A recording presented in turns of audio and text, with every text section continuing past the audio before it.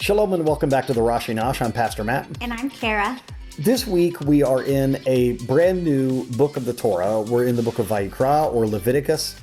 And what is so interesting to me is this is a book that, at least if you come from a Christian background, you may not have much experience with, but this is the book that Jewish children start learning first. Usually at the age of 3, you start learning in the book of Leviticus. So here we are once again in this JPS published Rashi Torah discussion commentary, and we're going to look at leadership.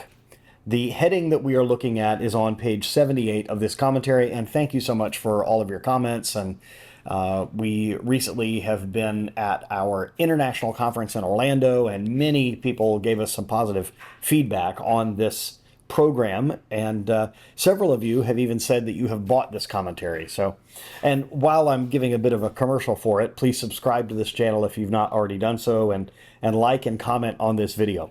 So we're on page 78, looking at the heading of leadership, and this mentions one of my sort of favorite leaders in the Jewish community in the modern world, and that's Rabbi Jonathan Sacks, who was the former chief rabbi of Great Britain. He has since, in the last few years, passed away, but another gentleman that passed away last year, Rabbi Steve Bernstein, may both of their memories be for a blessing. It was Rabbi Steve's opinion that the Koren Sacks Siddur, before we had our own Siddur, was a really good one to have because it's the one that they have in the Great Synagogue in Jerusalem. And Rabbi Jonathan Sacks gives commentary on that Siddur. He really was a good leader and a good thinker. So speaking of Rabbi Sacks, it says, the former chief rabbi of Great Britain, Jonathan Sacks, commented after meeting the Lubavitcher Rebbe, good leaders create followers and great leaders create leaders. I think that's great. Another quality found in great leaders is discussed this week in the Parasha, in the Torah portion, in a passage on the offerings brought by a Jewish king. So it says there in Leviticus 4:22, in case it is a chieftain who incurs guilt by doing unwittingly any of the things which by the commandment of the Lord his God ought not to be done, and he realizes his guilt. Now Rashi explains that this verse begins with a word that is atypical. It begins with the word asher, and asher means like in case. Now, normally, you would use a different word in this context, the word for if or im. But it doesn't start with the word if. It uses this word asher for in case, and we think there is a linguistic clue here. So what it's really saying is, in case it is a chieftain who incurs guilt, meaning the word asher here, this is an expression that is reminiscent of the dictum from the Sifra, starting with the word ashrei. Now, we know the word ashrei because it's in our Siddur. It's something that is part of our prayers. And ashrei means like fortunate or overly joyful. It is the ashrei word that Yeshua uses in what we call the Beatitudes. Overly joyful or fortunate. In a lot of English Bibles, it uses the word blessed or blessed. But this word asher is used in conjunction with a leader doing something wrong. Now, here's what it says in this comment. Fortunate is the generation whose leader is concerned with bringing atonement for his inadvertent transgression. How much more will he experience remorse for his intentional transgressions? Now, we've talked about this a bit in the recent past about how I think in the modern world, we use the word sin we use the word sin in the context of willingly transgressing one of God's laws or rules. But there were offerings made on the altar for unintentional sins. And I think we've totally gotten rid of that in our modern vocabulary in the religious world, especially in Judaism and Christianity. We don't really talk much about unintentional sin. At least we don't in the church. I think we look at sin as more of an intentional thing. But just because you don't know that there is a certain rule about this, if you break the law, you still have broken it, even though you were unaware that it was a law. So I love this commentary from Rashi here, talking about how, since the word asher is used, that we can make a play on words here and say Ashrei. We could say that he is fortunate. He's fortunate if he makes atonement for his unintentional sin, because then when he does an intentional sin, how much more will he make atonement? So Rashi explains that this verse purposely uses the word association between Asher and Ashrei to teach us that a great leader will express remorse for his or her accidental wrongdoings, and even more remorse for intentional transgressions. Moreover, that particular leader's integrity, as exhibited by making amends for mistakes of all kinds, has significant bearing on the populace. So it goes on to say, and we'll look at a discussion question here, recent history provides numerous examples of leaders who were regarded as effective in their public roles, yet made errors in judgment in their personal lives, making a dichotomy between professional and personal conduct. This undermines a basic premise of integrity. The Torah does not make a distinction between the two spheres of life, your public life and your personal life, but rather it provides a uniform standard of conduct for both public and private affairs. So here is a discussion question for us. I'm going to look at number 2 here. What leader do you admire and why? And does this person appear to exhibit a uniform standard of conduct in both professional and personal matters? Now, we've just been at a conference where we have lots of our leaders there, and I think it's really easy to get a look behind the scenes at how people live their lives when they're just hanging out with people, when their guard is down, when they're not in a service. We had wonderful opportunities to be sort of airport and hotel shuttles to a lot of our leaders, and we got to see them in a very personal way. We got to see them in an informal setting by giving them rides back and forth. And one couple that I really loved, I can't remember, we had to drive separately because we had 2 vehicles shuttling people. So I'm not sure if you were ever in the same vehicle with me when I was picking up Rabbi David and Mora Juanita Weiss. You were not. Okay. So I had the pleasure and the privilege of picking them up several times from their hotel, taking them to the congregation, taking them from the congregation back to the hotel, and I think even to and from a restaurant. And one of the things that really struck me is how consistent this married couple that has been in ministry longer than us and been married longer than us, how much they are the same, whether they're giving talks or whether they're just dealing in everyday life in the van with other people or at the restaurant, in the congregation. It doesn't seem like there's a difference in, now I'm putting on the role of a rabbi or a teacher or a pastor, and I'm living my life in a certain way because I'm teaching, and I'm carrying myself in a different way than I do in my normal everyday personal life. There isn't a difference there.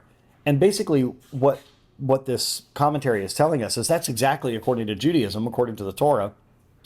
That's how it should be. Yeah. That we really don't even have a concept. There's not even a concept in Judaism of your spiritual life and your vocational life or your personal life. All of life is spiritual, and we're supposed to be sort of one way.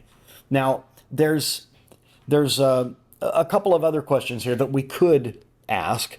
Name a leader who breached the public's trust, and why do you think the person acted in that way? What were the consequences? How did it affect the public? What lessons can you learn for that episode? Unless you just have something that you would want to bring up on that particular thing, I don't know that I want to talk about some bad thing that someone did and how it affected the public. But I will say that when people do mess up, and we're going to mess up, I would hope that when people watch us on video and then they see us at the conference, that they would say, oh, there's no difference between them, on video and in real life. I would hope that would be the case. Do you not think that's the case? No, I think, yes. Other than the fact that I tend to be a talker in face to face as opposed to on these when I'm not quite as talky. I'm very proud of you at how much you do talk, because I know being in front of the camera is not your favorite thing. And we even had a couple of comments, and someone said something to the effect of, I love when you speak on the Rashi Nosh videos when Pastor Matt gives you a chance to speak. So I guarantee you, if she has something that she wants to say, I'm not cutting her off. And try to make it not awkward for you, because I know this is not your favorite thing. So thank you for doing it. Not that you don't like studying together, but this just being in front of the camera is not something that is your favorite thing, or that you're very comfortable natural with. It doesn't come naturally to you, but you Working on it. well, and obviously you have seen how many people are blessed by what you have to say, and I do appreciate you being a part of this. No, I don't have any specific. I mean, we don't even have to say it. Plus, we're all in different parts of the country, but And the world. yeah, that's what I meant. But we all can think of people that have fallen from grace, so to speak, and yeah, you can kind of respect the ones that admit and then apologize and work towards reconciliation, as opposed to the ones who try to rationalize and justify their choices and make it seem like, well, I'm not really in the wrong. I just, they try to whatever, because obviously that just makes those of us who believe in the same way they believe look bad. Like, the public looks at them as a hypocrite, and Yeah. so it definitely has a big fallout. And even not necessarily with leaders necessarily nowadays, even with just people that are like famous online, like even influencers and athletes and all this. I mean, I guess they're all leaders in a way, but I mean, the fallout sometimes from the people, when it's so obvious that they've been caught leading a totally different life in front of the camera than they do outside of the camera life. And it's just strange to me, because like you said, I don't comprehend where the motivation comes from that, like for having two separate lives like that. But obviously, for whatever reason, people choose to become very different people. And every time, when they get caught, it's one way or the other. They're either repentant and very, straightforward with admitting what they've done and trying to fix it, or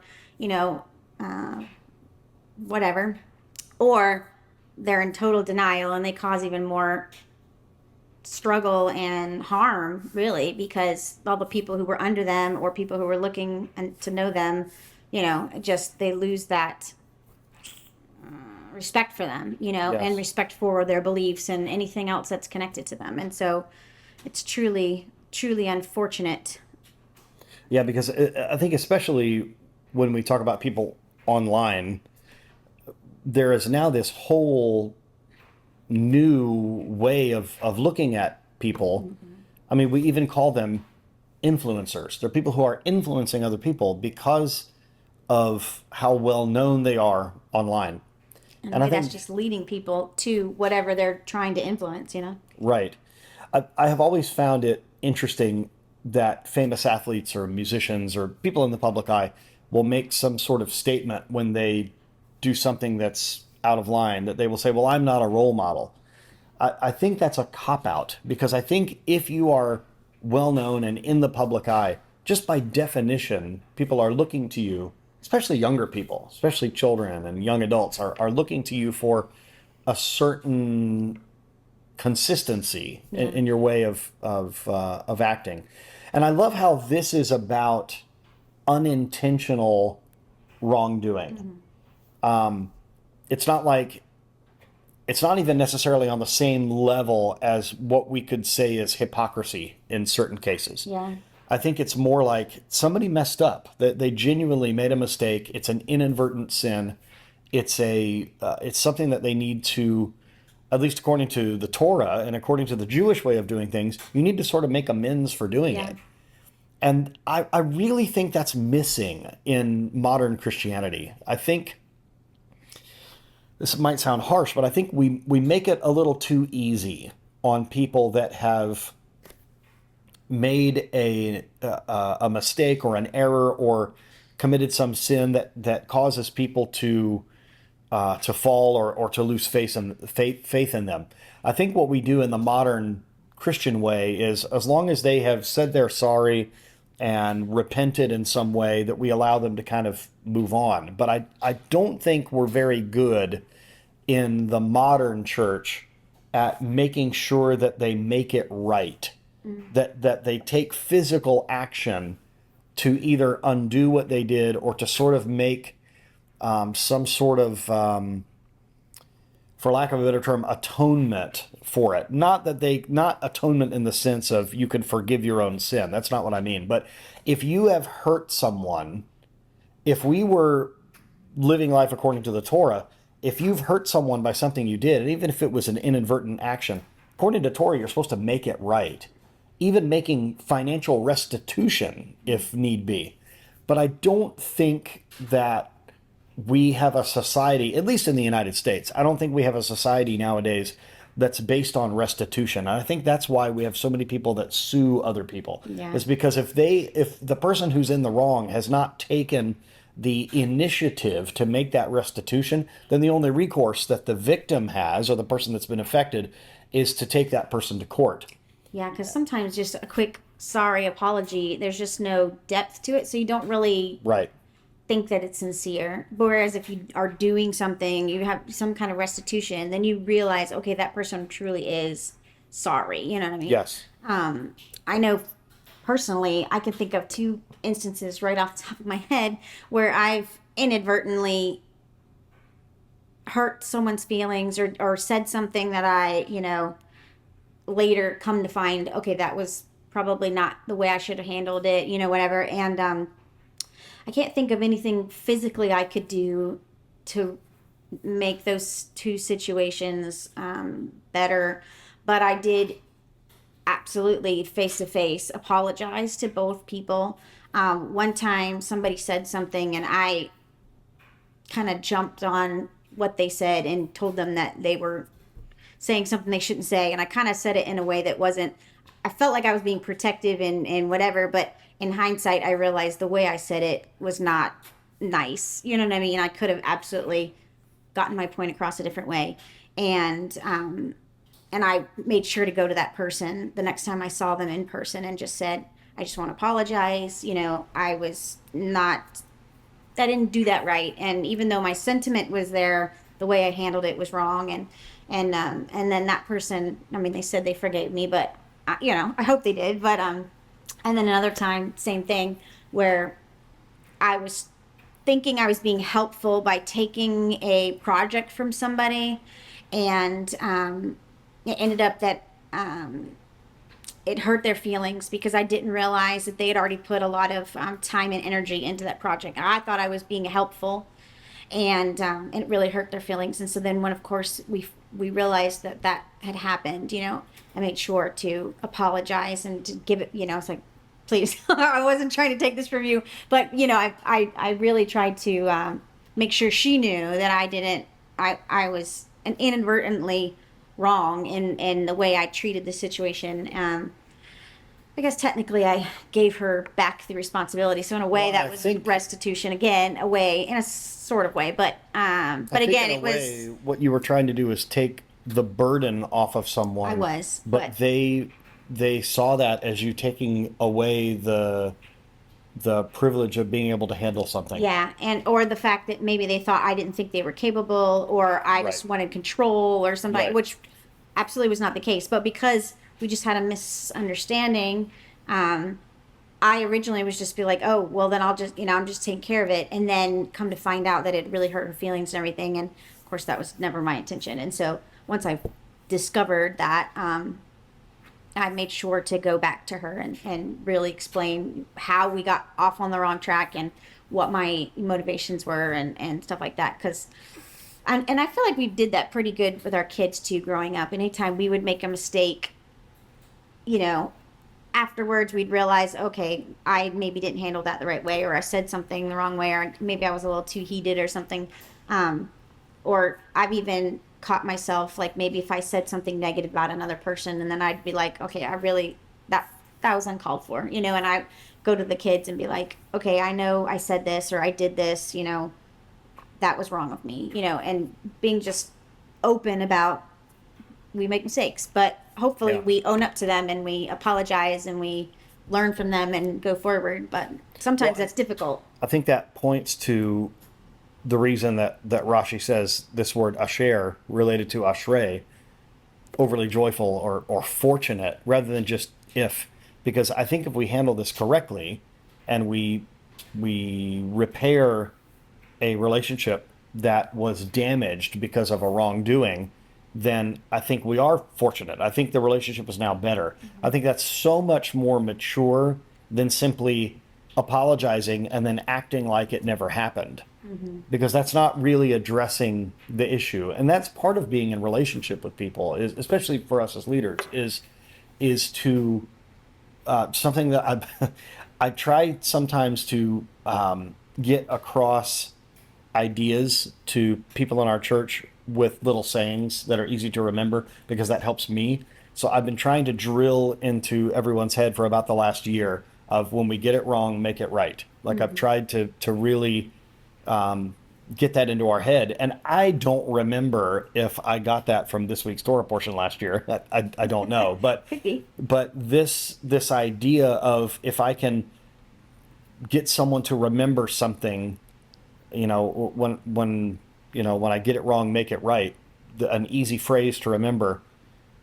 It's not just about, let me move on and act like it never happened. Or with parents with kids, sometimes what parents will do is they get it wrong and then they try to smooth it over by maybe doing something special for the kids or buying them a gift or Or whatever. just saying, I'm the parent, my way goes, doesn't matter whether I'm right or Right. wrong. You know what I mean? Like, How unfortunate. Yeah. So I really think this is an important lesson for us to learn, and it's a difficult lesson for us to learn. It's a difficult lesson for us to put into practice.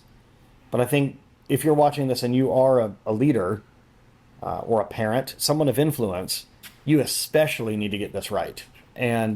But just all of us, no matter what capacity we have or in what capacity we serve in our congregations, whether it's in leadership or just part of the congregation, this is part of being an adult and acting like an adult. And I think too many times we see adults just not acting like adults. This is an adult thing. I did something wrong.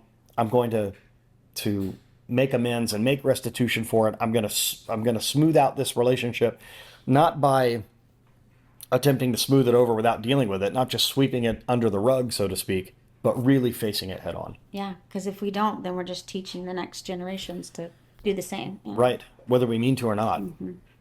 Awesome. Well, thank you once again for joining us this week. And I pray that if you are new to the Rashi Nosh, or if you're new to going through the Torah portions, I pray that going through Vayikra, going through Leviticus, will be an adventurous study for you as we go through it each week. That this isn't one of those books that you look at and say, oh, it's filled with a bunch of laws and rules, and it doesn't really apply to me today. We don't even have a temple or a tabernacle. It's a bunch of do's and don'ts. These do's and don'ts are some of the most important things that we need to put into practice and make habits in our lives, just in interpersonal relationships, just how to deal with each other as human beings. And I think it's so important. And I think that's why the tradition has been with Jewish children, we start with this book. It sounds so counterintuitive to us. I mean, but there are little things that we can learn for our personal lives in this modern world in this very ancient book. So I pray that even though maybe in your past it's not a book that you opened very often, I pray that you really take this to heart as we go through these Torah portions together. Thank you once again for all of your prayers, and thank you for joining us if you were there in person or watching online at our recent conference for the Jewish DNA of Romans 11. Please get the new book. The printed version is only the first volume is available from Paul to Saul. But then also on the Kindle edition, the digital version, volume 2 of this 3-part series is already available, which is called the Jewish DNA. So you really need it. And thank you all for coming out to this conference. We want to let you know there's another thing that you could pray for us for as we close today, and that is we have been invited to come to Portugal to be a part of the conference that is there, and also to be a part of the wonderful bar mitzvah celebration from Miguel. Our wonderful friends Marco and Luana, who are from Brazil, that have really felt called to like be outreach people in Portugal, and they're doing amazing work for our ministry. They work a lot in technology and graphic design. So thank you, Marco and Luana, and to your entire family. We're so excited that you have invited us to be a part of Miguel's bar mitzvah and this wonderful conference that will take place in Portugal. Of course, we'll be taking the camera with us and we'll make lots of memories there. But pray for us as we are going there. It's in the beginning of May, so begin to pray that everything goes well. Thank you so much for joining with us as you do each week, and we wish you and your family Shalom.